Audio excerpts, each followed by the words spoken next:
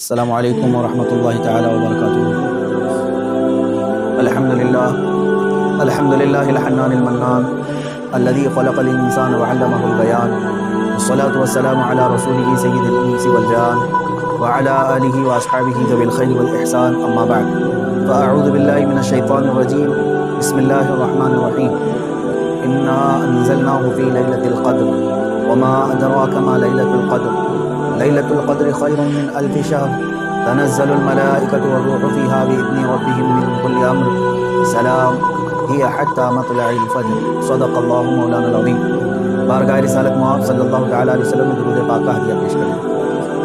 اللهم صل على سيدنا ومولانا محمد معدن الجود والكرم وآلہ واصحابہ الکرام وابنہ الکریم وبارک وسلم صلاة دائمة سرمدا ابدا۔ عزیزان گرامی وقار، آج کی یہ شب احادیث رسول صلی اللہ تعالیٰ علیہ وسلم کے مطابق ممکنہ لیلۃ القدر میں سے ہے۔ حضور اکرم صلی اللہ تعالیٰ علیہ وسلم کے فرمان عالی شان میں یہ ملتا ہے کہ شب قدر کو رمضان کی آخری طاق راتوں میں تلاش کرو، 21، 23، 25، 27 اور 29۔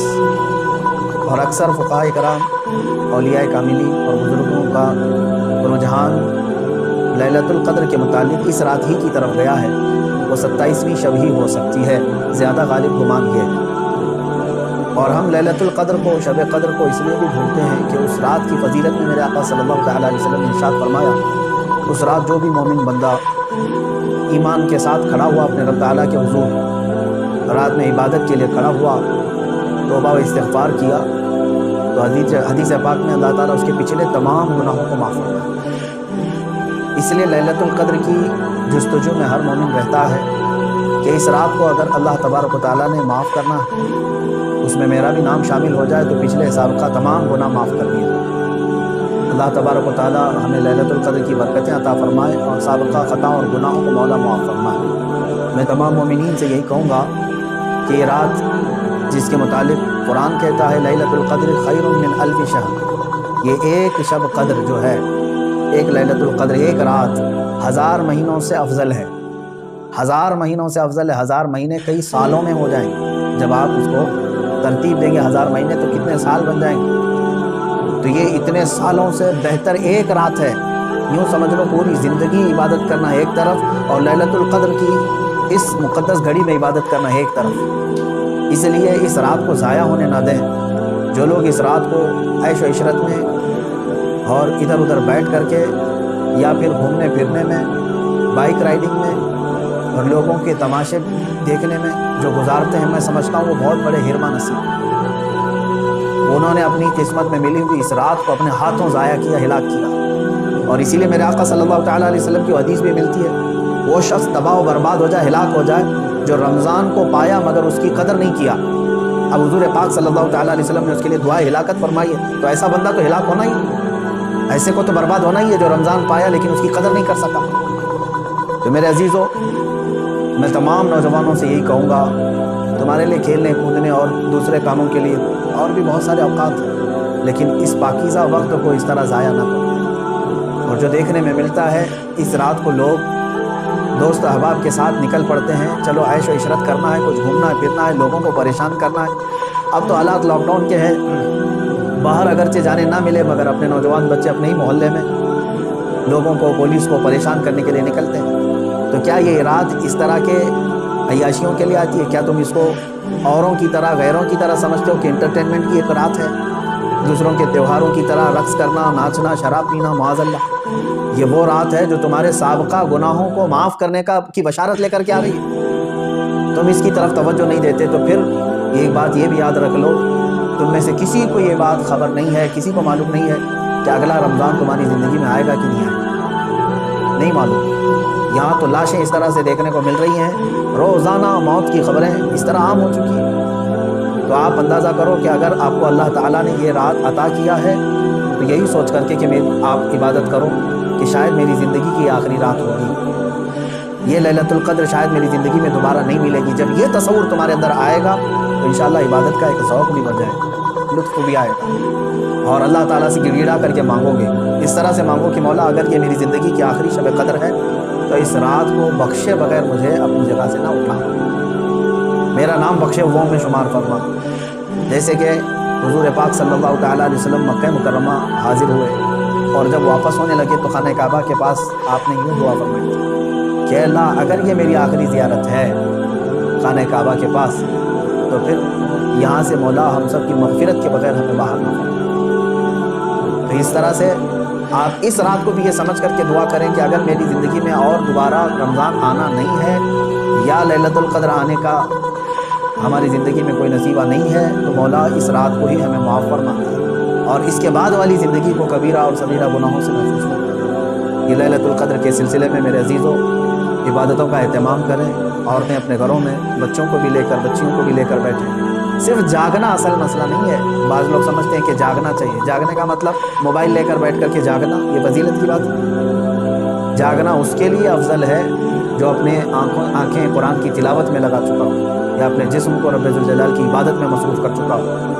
और अगर खाली जागना और गीबत करना, चुगली करना या वाहियात देखना है तो मैं समझता हूँ इससे बेहतर है सो जाना उस आदमी।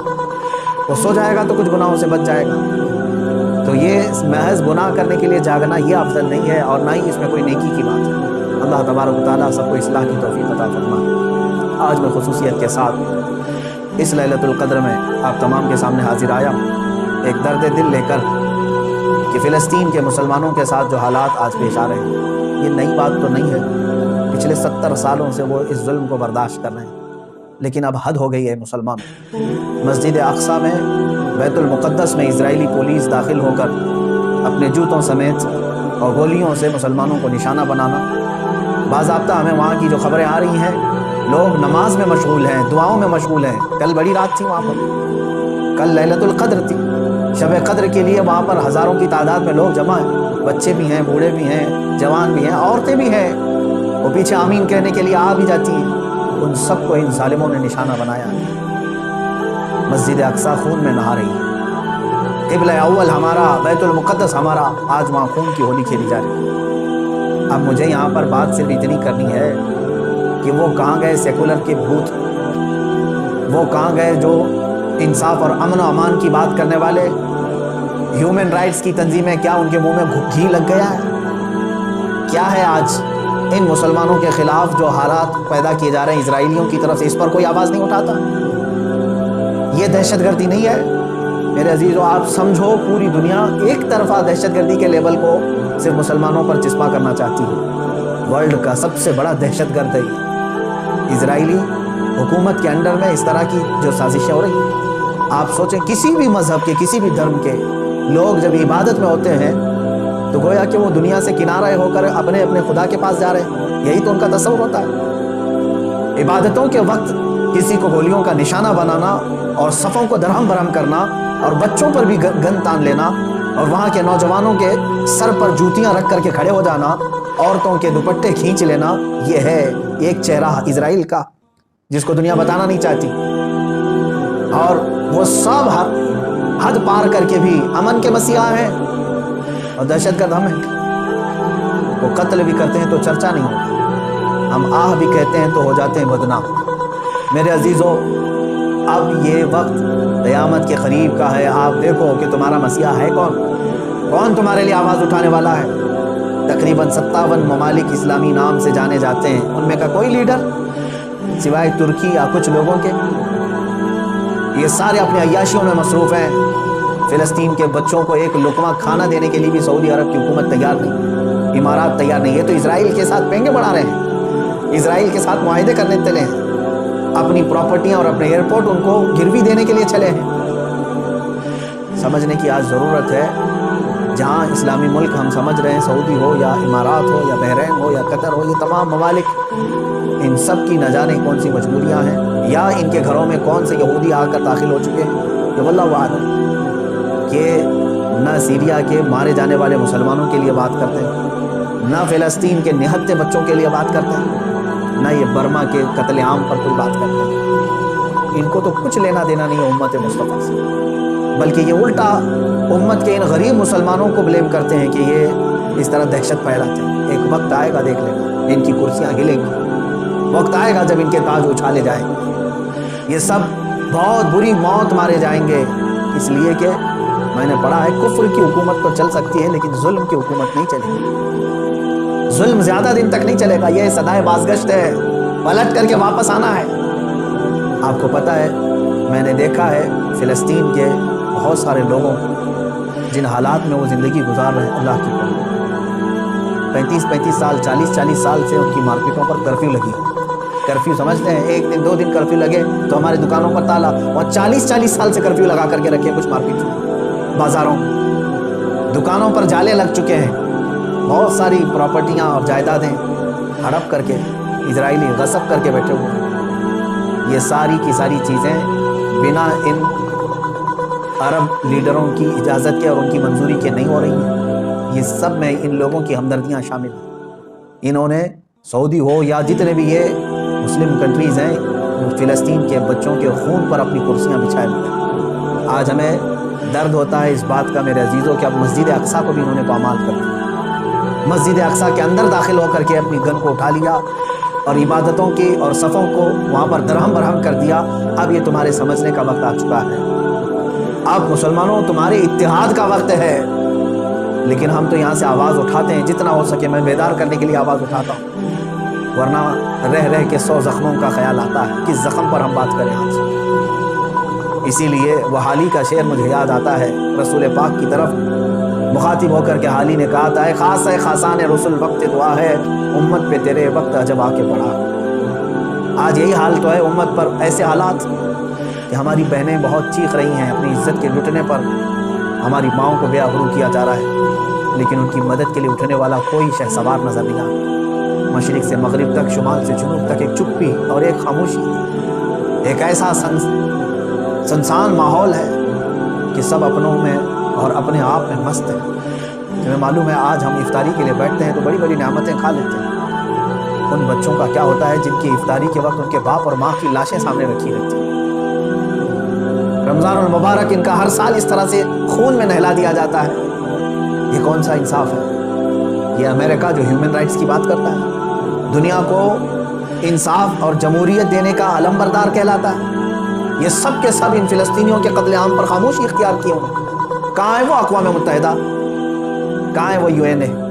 وہاں پر ان چیزوں کی بات نہیں ہوگی. ہاں اگر ایک اسرائیلی مارا گیا یا ایک یہودی یا ایک عیسائی مارا گیا تو اس کے لیے تو بوال ہوگا. مسلمانوں کا خون سستا ہوتا ہے, مسلمانوں کا خون بہت عام ہے کہ ان کو کوئی بھی بہا دے. اے مسلمانوں, اس لیے آج تمہیں واپس اپنے اسی قدم پر آنے کی ضرورت ہے جہاں پر رسول پاک نے تمہیں چھوڑا تھا.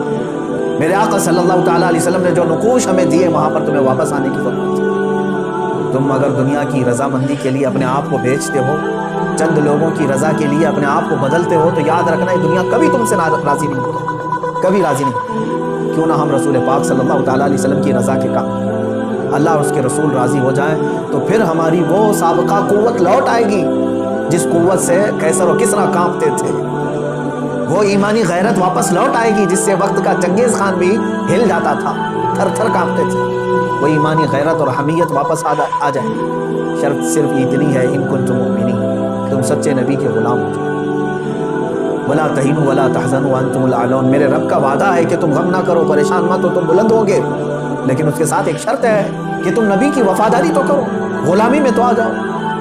آج فلسطین ہے, اس کے بعد شام ہے, اس کے بعد عراق ہے, اس کے بعد یمن ہے, پھر افغان ہے, برما ہے, یہ سب جگہ مذبح خانہ بنا ہوا ہے. جانور بھی اتنے نہیں کاٹے جاتے جتنے وہاں کے انسان کاٹے جاتے ہیں. میرے عزیزوں, آج کے ان حالات کو دیکھ کر کے مجھے اندازہ ہو رہا ہے اب رب تبارک و تعالیٰ کا یہ قہر ہی تو ہے کورونا. جب ظلم بڑھتا ہے تو بلائیں بھی پھیلتی ہیں. یہ جتنے ظالم ہیں دیکھ لینا یہ بلاؤں میں گرفتار ہوں. آج یہ جو حالات پیدا ہوئے ہیں, کثرت سے یہ بیماری کا پھیل جانا اور کثرت سے موتوں کا ہو جانا, آپ کیا سمجھتے ہیں؟ یہ بھی ایک اللہ تعالیٰ کے غضب کی نشانی ہے, یہ اس کے قہر کی نشانی ہے. تمہارے پاس لاکھوں کروڑوں بھی ہوں گے, تم بچ نہیں پاؤ گے اس کی پکڑ سے. ظلم سے باز آ جاؤ. ظلم ایک ایسی چیز ہے جس کو کبھی دنیا نے پسند نہیں کیا, اور ہر ظالم کا انجام بہت سخت ہوا ہے. وہ چنگیز خان جس نے لاکھوں کی لاشیں بچھا دی تھی, محض گھوڑے پر بیٹھ کر کے ایک بار اپنے ہاتھ میں کسی چیز کو لے کر کھیل رہا تھا.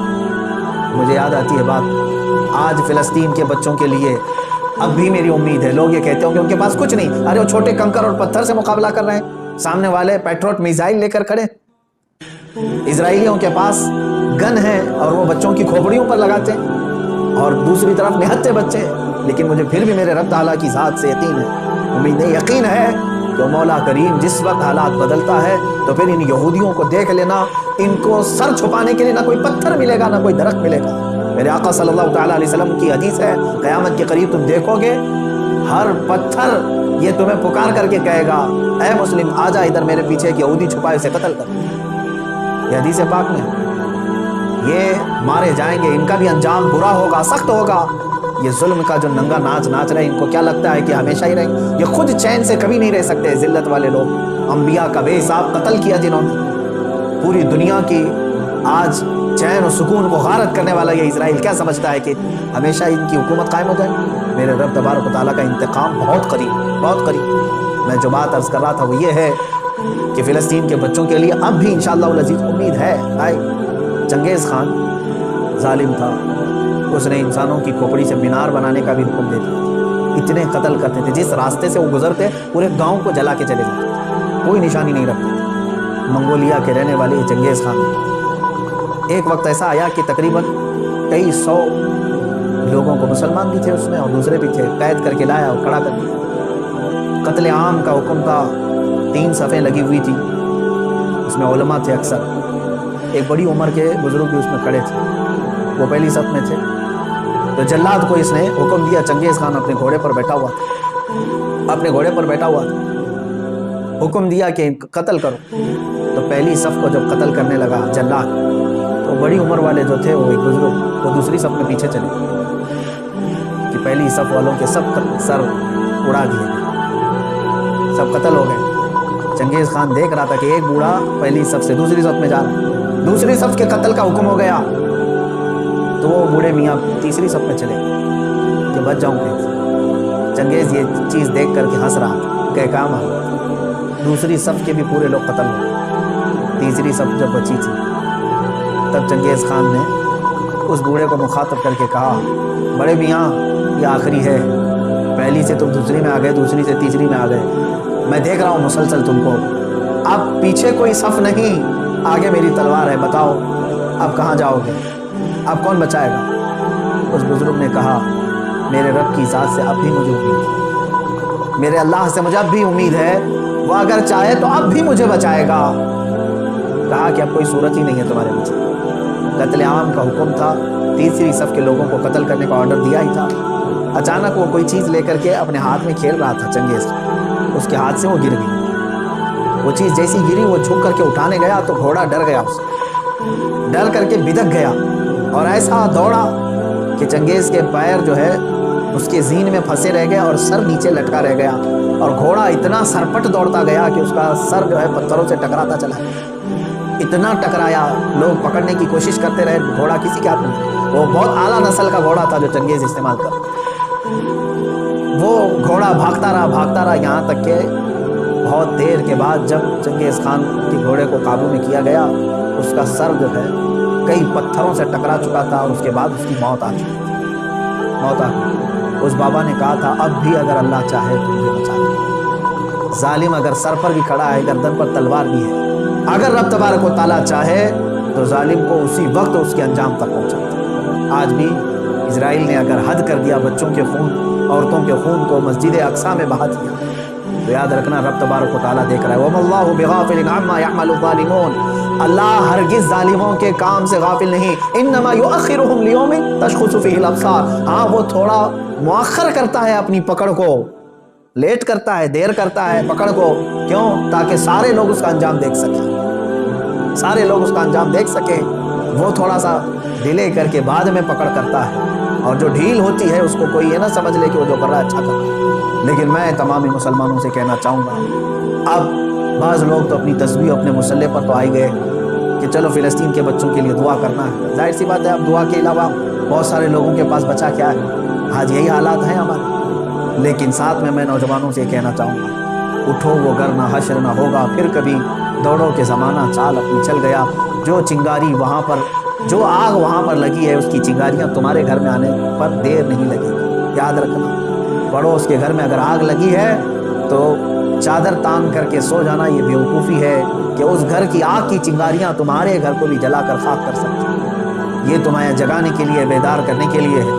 جہاں جہاں تم ظلم کی یہ تمام داستانیں سن رہے ہو، وہ چنگاریاں تمہارے گھر سے بہت قریب ہیں. تمہارے گھروں کو خاکستر کرنے کے بھی منصوبے بنائے جا چکے ہیں. اس لیے ایمان کے ساتھ اور محبت مصطفیٰ کے ساتھ بیدار ہو جاؤ. قوت عشق سے ہر پست کو بالا کر دو، دہر میں نام محمد سے اجالا کر دو. مولا کریم اے رب رحیم، اے غفور و رحیم مولا، آج کی اس مقدس رات ہم تیرے دربار میں دعا کرتے ہیں. اے رب ذوالجلال، تو رحم اور کرم فرما دے، امت مصطفیٰ پر کرم فرما دے. اے اللہ، تیرے دربار میں ہم ہاتھ پھیلائے ہیں، فلسطین کے نہتے بچوں پر تو رحم فرما دے. اے اللہ، رمضان کا پاکیزہ مہینہ ہے. اے کریم خدا، رمضان میں لوگ روزے سے رہتے ہیں، دن بھر بھوکے رہتے ہیں. اے کریم خدا، اسرائیلی یہودی ظالم جنہوں نے ان کی افطاری سے قبل ان کو خون میں نہلا دیا، یا ان کے رات کی تراویح میں ان کو خون سے نہلا دیا. مولا، تو کریم ہے، تو رؤوف و رحیم ہے، عزیز انتقام ہے. ان ظالموں کو کیفر کردار تک پہنچا دے، ان کو تہس نہس فرما دے. اسلام و سنیت کا بول بالا فرما، کفر و شرک کا منہ کالا فرما.